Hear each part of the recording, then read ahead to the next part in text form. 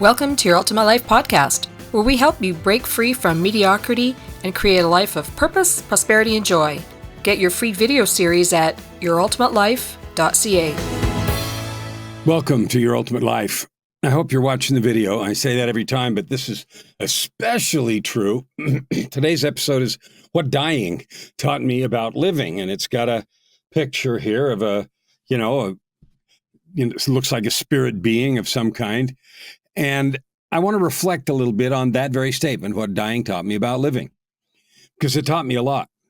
I was raised in a religious context, that there was an afterlife and that there were higher beings and that we'd been somewhere before and we were going to continue to live after we left this frame.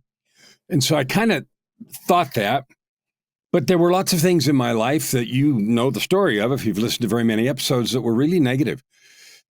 Starting when I was young, lots of behavior from those in my family that was not okay, appropriate, inappropriate, abusive, and wrong. And so I, swum for most of my young life in depression and struggle and believing I wasn't good enough. And then sometimes wondered how there could be a God or a thing that would allow such stuff, that stuff we've all wondered, especially if you look around the world right now. I just was looking at the news, and whatever side you're on, it's just tragic. And the piece of news I was looking at was Prime Minister Benjamin Netanyahu of Israel was just addressing Congress. And if you look that up, then you'll know the day I recorded this, even though it's not broadcast till a month later or so. Here's the thing. His address was about the war that's going on, is now. I don't know if it will be when you see this, but has been going on for many, many months, 8-9 months over there, with the death of tens of thousands and terrorism and brutality and cruelty and all the rest going on. And, initiated by an attack in last October, and without even taking sides, the brutality, the cruelty, the murder, the mayhem, the rape, the torture. If you look at that, you can easily say there can't be any purpose or divinity to this world. You know what? You can think that, and there certainly have been times when I've considered that viewpoint, thinking that I couldn't make any sense out of stuff that was going on. But on further and deeper reflection, when I think about the purpose, what seems to me to be the purpose of creation and life, I disagree with that thought, even though I've had it before. There seems to be a balance, an intentional balance between our agency, our individual ability to choose, and, keeping the sort of whole thing working, right? The whole, not an experiment, the whole process of creation and people coming and births and deaths and all that working. The agency or the right to choose seems to be a fundamental tenet.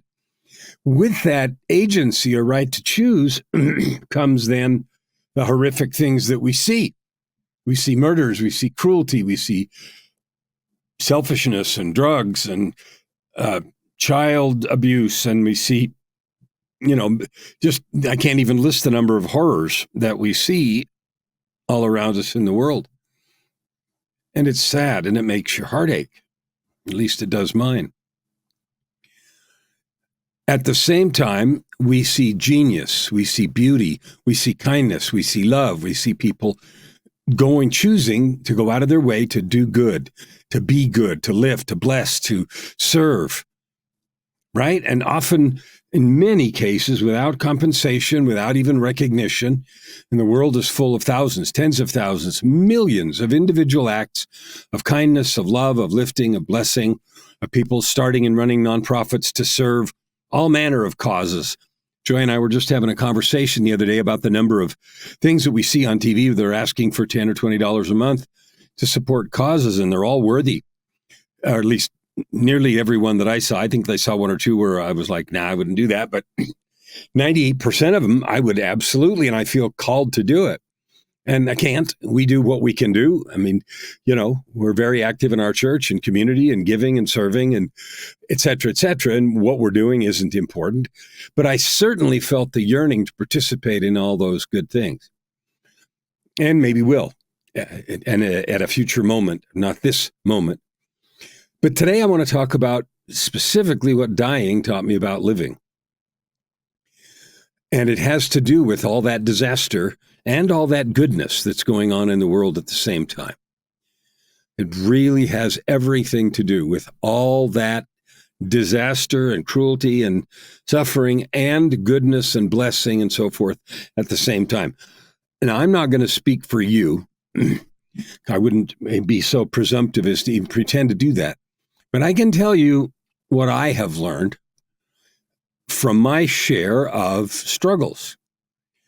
And I'm not even remotely pretending that mine are worse than anyone else's, or that I understand anyone else's to some full degree, because I don't. I understand mine to a complete and fulsome degree. I've also changed what I think about many of them. There were times when I thought that things I had been subjected to were outrageous, unfair, and I wanted someone punished. I don't think that anymore. My entire view and philosophy and feeling and being has changed. Despite a pile of things that were heaped upon me, unjustly and unsought and unkindly and abusive, etc., what I now feel is just forgiveness and love. That is not pretending away anything that happened. That's not excusing anything even. But it is recognizing the following. I am not in a position to mete out justice. And in fact, I don't even know what that is. Because something I've learned in my 15 or 17 years in the coaching business is that not always, but most of the time, people think they're doing good things, think they're doing the right thing. And it's not going to be universally true, but often people are doing the best they can with what they have. In other words, if I were in their shoes and had their entire set of life experiences, I probably would do the same thing. Well, that's a sobering thought, because that immediately then calls into question any thought or ability or assignment that I imagine to judge or to punish or to call to account anyone for anything. Now, here in this world, we have mechanisms to do that. We have every country has some kind of a justice system. Some of them are wildly warped and unjust on their face. And some countries are do better than that, but are failing quickly. As I look at I live in Canada, as you know, but as I look at the turmoil and disaster that's going on south of us here in the United States right now, I see a lot of injustice and monstrosity in the justice system, a lot of pretending and posturing and phoniness. And that means that what it really means is just the quote unquote justice system it doesn't work very well. And it's probably worse in most other places. Or maybe it's better. I don't know. But it's certainly not complete. It doesn't do anything to actually right the wrongs that have been perpetrated. Because even if you put somebody in jail for 1,000 years, or even if you take all their money and make them pay billions of dollars, trillions of dollars, money does not substitute for pain and anguish. It doesn't substitute for ruined character. It doesn't substitute for the pain and suffering and self-esteem loss and all of the related things that really happen, that are real, that happen to people upon whom injustice is heaped. So that means that either God is stupid and didn't understand what he was doing, or there's something much larger at play. And in my experiences, including the one I'm going to talk about in a minute, dying, I know without question or anything, with absolute certainty, that's true. I'm not asking anyone else to accept my absolute certainty, and I'm not trying to convince anyone of anything, but I do know that for myself. And here's why. If we look at the 10 or 100 years that we live on this place, there's no way that there's any justice. There's no way that any system of any kind can somehow make right all the things that we do wrong, either unintentionally or intentionally. Someone has a complete accident, a mechanical breakdown, and hits someone else with their car and they die. You can put them in jail for involuntary manslaughter. You can say they should have known about their car. You can pay the victim's family $1 trillion. It doesn't change anything about what happened, how it feels, or anything else. And it's not even a sensible punishment since the car broke down. What if you had a rental car? It's not even your responsibility to keep the rental car up. So, you can create any kind of situation where there's no way to untangle the threads of justice. And so we try, but we do a crappy job. And you know that, and I knew that. So what it means to me is that there is a larger system at play. And this 100 years is nothing. It's a drop in the bucket. It's a micro dot in eternity. And there is a much larger system at play where things are actually made right. And to whatever extent there is, justice is served. And what I know with my own weakness and struggle, I have no idea what that even means. What is justice when someone makes a mistake? What is justice when someone intentionally does something wrong? Now, this podcast episode's not even about that, but that is the premise or one of the foundation pieces for what I learned through dying. Because I'd made a ton of mistakes, both mistakes and intentional, selfish behavior that was, indifferent to how much pain I caused someone or some group of people, my thought about meeting the divine or having any kind of account called to me was horrifying. I was frightened at the very thought. And so mostly I simply didn't think about it. When I caught a fatal illness and died in June of 2018, 6 years ago, I had 3 conversations with God at the door between life and eternity. Now, if you want the details of those conversations and the experiences, they're in a book called Meeting God at the Door, because the conversations took place at a doorway. Meeting God at the Door. Conversations, choices, and commitments of a near-death experience. Now, near-death means I flatlined and was revived. So, I died. Now, here's what was several remarkable things. And we don't have time in one episode to even begin to go over the details. Although if you look back in the annals, there's several episodes where I talked in detail about what happened, or you can read the book. One thing that I noticed, and you know what's funny? I didn't notice it till the conversations were finished. And it was totally remarkable by its absence. During the conversations, there was absolute peace. There was no fear, no anger, no negativity. There was none of that present. There was opportunity, there was peace, and there was love. That's it. Complete blanket. And I picked this picture because those colors and that beauty, it gives that sort of feeling of peace, at least to me. And I didn't really think about it during the 3 conversations, and I was in a coma for 17 days after. Well, the conversations took place on 3 days, 1, 2, 3. So 2 weeks later, I came out of the coma and started thinking about it, and I could remember perfectly clearly everything that took place during those conversations with absolute precision and clarity. And it struck me as I thought about it, the complete absence of any of those negative emotions. So what dying taught me about living, number 1, love is the foundation of everything. Love created the worlds. Love created you and me. Love holds the molecules together. Love is the foundation and centerpiece, the glue and the framing of our existence. It is more powerful than fear, anger, hate, all of those other things put together. Love is absolutely the foundation.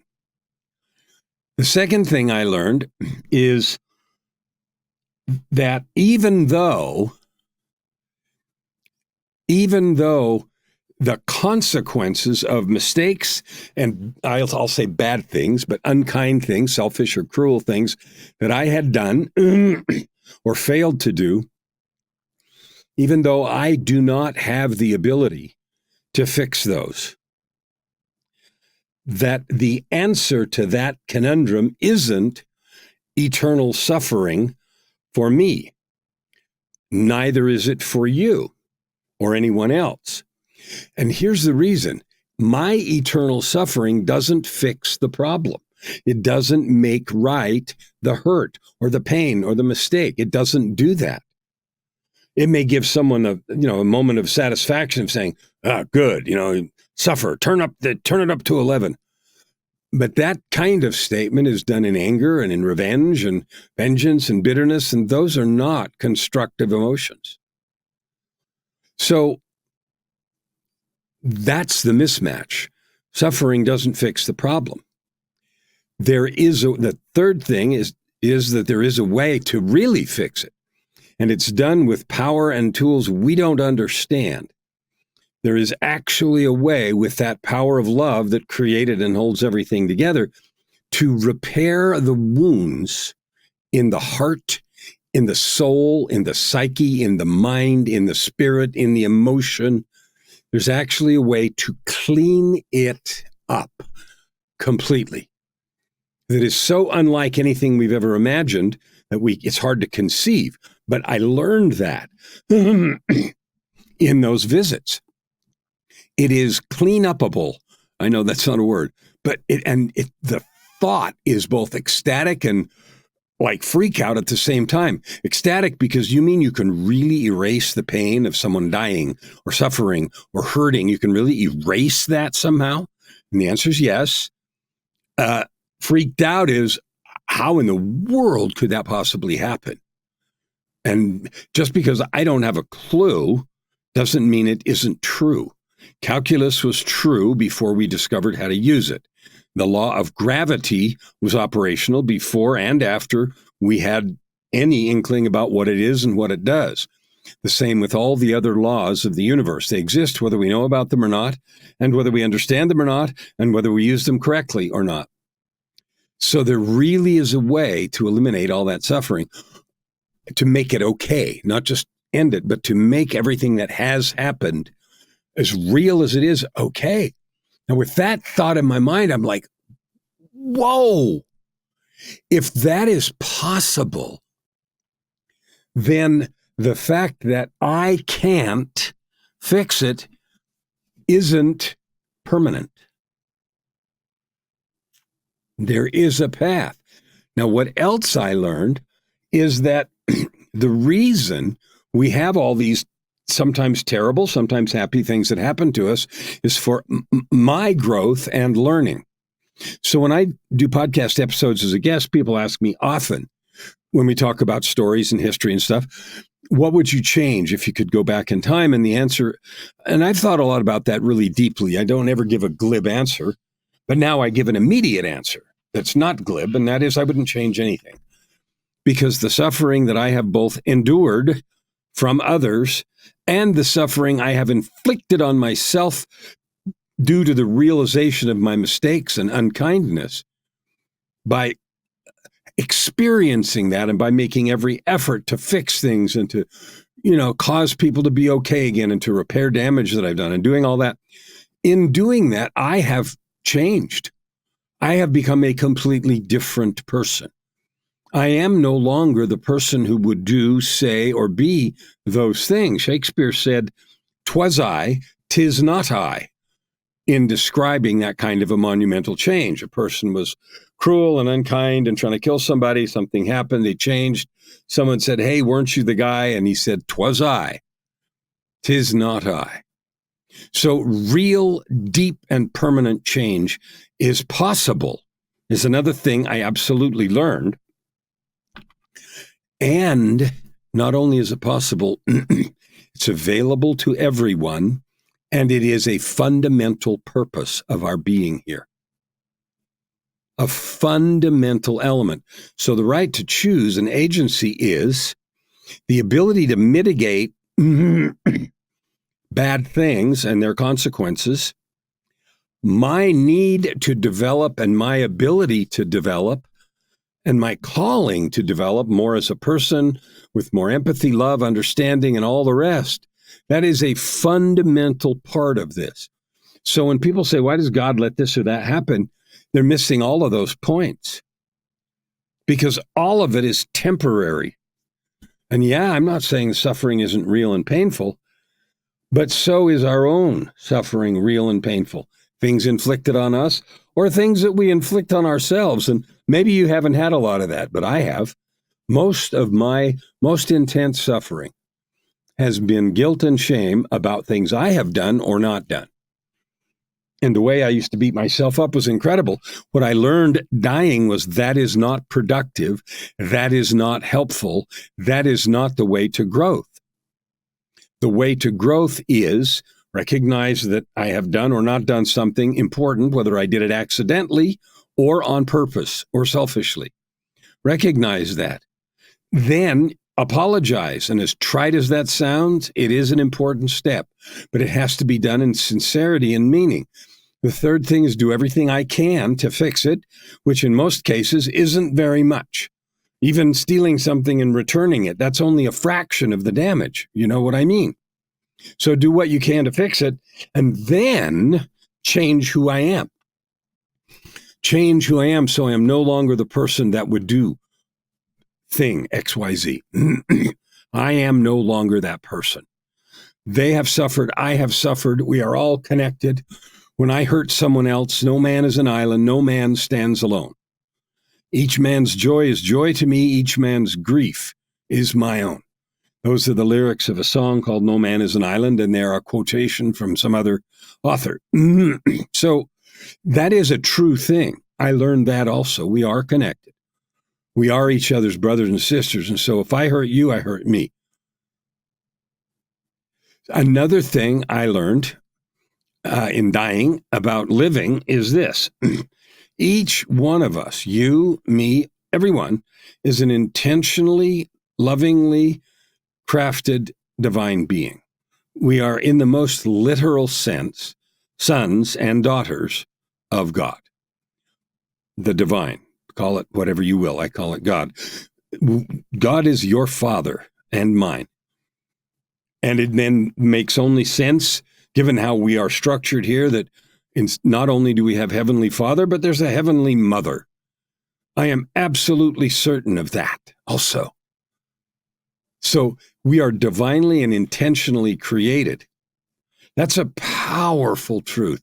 And it has dramatically and fabulously changed how I think about every single moment. Instead of thinking I will do this or that, I think I'm a son of Almighty God. Is that who I want to be? This behavior, this action. It changes my thinking and my behavior dramatically. So another thing I learned, what dying taught me about living, is that you have gifts and talents. You're special. You're powerful. You're amazing. Maybe you know what your gifts are and maybe you don't, but you have them.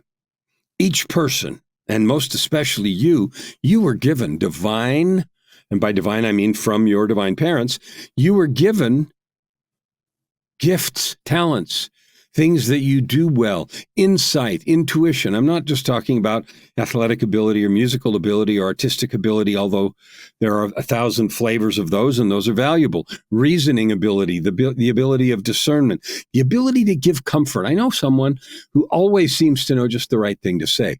What a fabulous gift. What a kindness. They just seem to know, and they impart comfort and blessing to those they talk to, especially in very difficult circumstances. So what an amazing gift. What a beautiful thing. So there's an infinite number of gifts, and you have some. Do you know what your gifts are? Wow. Think about that. You're a divine being, and you have divine gifts. Now, the third thing, or another thing, I don't know what I'm at, 1, 2, 3, 4, 5, 6, 7, but the next thing is you and I, we knew we were coming. We chose to come here. We're here by choice, not by chance. We're not an accident. We're here by choice. And when we chose to come, we not only agreed to the conditions, we agreed and were excited about a purpose and mission that you have and that I have. Now, that is not one single thing. It changes and develops over time, just like a young child's first mission may be to learn to walk. Well, as you and I grow and develop, our mission, our vision changes. Our abilities change and grow. Your ability to do something at 20 is different than at 10. And after you get some wisdom at 40, different than 20. Unless we beat down the lessons and we refuse to learn. If we put labels on ourselves like, I'm not creative, I'm not a morning person, I could never learn to this, I'm always late, We put those labels on, then we limit ourselves, our function. We limit our ability to use those gifts and talents. So this thing really means, this principle means you, each of you, have a mission and purpose that will change and develop over your life to add good to the world, to serve, to love, to create with your gifts and talents. And we not only agreed, but we were stoked about the mission that we had, and we knew what it was. We agreed to it. Then we came here, and for whatever reason, in the providence of the divine, we don't remember that stuff.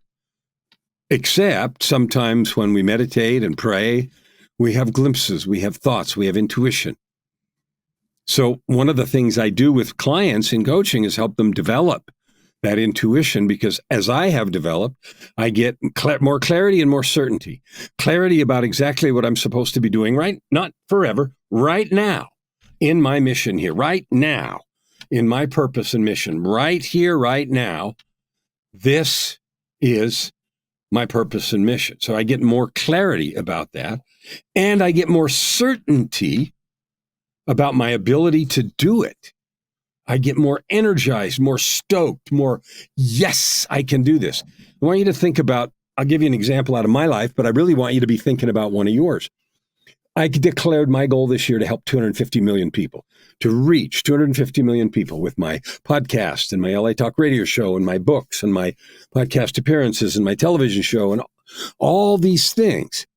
I use them and my coaching practice and all the places I go speak. I've got a bunch of speaking engagements in the next few months. All of those things are done very specifically to love and to bless and to fill the mission and purpose that I have now as I understand it. My understanding increases, my commitment increases, and you know what else goes up? The joy, the pure, absolute joy. The last thing I want to mention, there are many more, but the last thing I want to mention is, I said these conversations took place at a doorway. I learned that all the help we need to accomplish that mission and live in joy is available from both sides of that door, meaning the earthly and the heavenly side. And it's just a striking thought. So I asked a question at the time. I said, well, since that's true, why do we settle for crumbs? Why do we settle for crumbs? And by crumbs, I mean crumbs in our ability to love and create and serve, our ability to make a difference in the world, our ability to create anything we want. Why do we settle for crumbs? And the answer was very rapid, very loving. And he looked at me and he said, because you don't believe. And that struck me both as, I didn't facepalm, I thought about it, but how sad, because the barrier between you and I getting more help to understand our mission, to carry it out, to create wealth, to create positivity, to create love, is simply limited by our choice to believe. And that's interesting. The limitations are my choice. Holy crap. Why would I choose that? Ever? The limitations are my choice. So what I want you to think about as we wind this down today is this. What are your gifts? What are they? Are you using them? Or are you afraid? Are you letting fear of ridicule, of failure? Are you letting excuses like, I don't have time? I just had an interview or a session with a client today, and he was talking about the idea of getting a life mission is sometimes devastating to people because they don't feel like they have their mission. And so they then spin around in, confusion. You don't have a mission. You have something to do now, here, now. As a student develops in school, what you study and how well you do grows because your skill develops, your ability to study, your ability to assimilate information, all that grows. Well, just like that, your mission, your purpose, your ability, your reach, your power, that's going to grow too, and that's going to necessitate adjustments. Several years ago, 10, 12 years ago, when I started my coaching practice, the idea of saying, I'm going to reach 250 million people, to help you see who you really are, a divine being with these infinite gifts, and then help you change the world from that place. I would never even have imagined such a thought. Never imagined such a thought. And so the missions I declared then were different. They were all about service and also business and making money, but they were way different. And as I have chosen to believe in these possibilities, as I have chosen to lean into this, I'm happier and I'm more successful in every measure of success. So here's what I invite you to do today as we close out. www.yourultimatelife.ca. If you haven't gone there to get that free stuff, I would ask, why not? Go there now, www.yourultimatelife.ca. 5 master keys to create your ultimate life. Second invitation. If the story of dying and talking about these things with the divine interests you, the book Meeting God at the Door is available on Amazon. Check it out. I'd really be interested in what you think. The third invitation is this. If you feel like you don't know what your mission is, you don't know how you can make a difference in the world, you don't believe you can make a difference and make money at the same time, you don't believe you can make money doing what you love and serving. If any of those things are true of you, you are invited to get a hold of me, because that's all I do is help people see, experience, live into their own power, your own power and ability. I'd love to get to know you, because I love meeting more and more divine, powerful beings just like you. What I can promise you is if you take the reins, lean into your gifts, and never quit, you will create and live your ultimate life. Open your heart and this time around, Thank you for listening to today's episode. We hope that you take it deeply into your heart and decide for yourself how you can create anything you desire. If you like what you heard, please subscribe to this podcast and share it with your friends. As always, we'd love to hear your feedback and topic suggestions. Until tomorrow, this is Your Ultimate Life with host Kellen Flukiger. stand with your heart in the sky and your feet on the ground.